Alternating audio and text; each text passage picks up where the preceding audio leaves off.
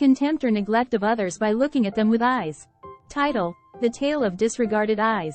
Once upon a time, in a tranquil forest, there lived a peculiar rabbit named Beck. Beck had a habit of looking at other animals with contemptuous white eyes.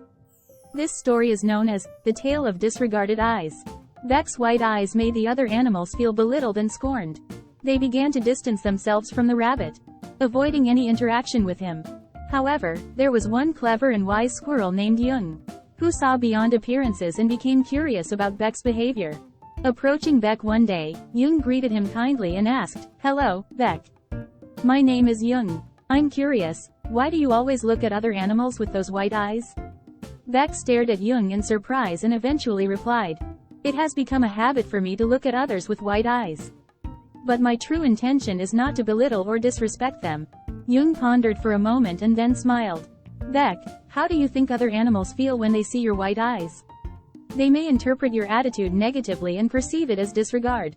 Beck widened his eyes in realization. "Then how can I express my intentions in a different way?" Whispering softly, Jung said, "Beck, what if instead of disregarding or scorning others, you approach them with a warm smile or a kind greeting? Rather than belittling, try to interact and communicate with other animals." Beck nodded, expressing gratitude to Jung. From that day forward, Beck decided to abandon his habit of looking at others with disdain. He embraced a new approach, engaging in warm interactions and communication with his fellow animals. The village animals were surprised by Beck's transformation and warmly welcomed him. Beck formed friendships and enjoyed playing and socializing with others. No longer did he look at others with white eyes. Instead, he approached them with an open heart and a friendly attitude. The Tale of Disregarded Eyes teaches us the importance of avoiding judgment and scorn toward others.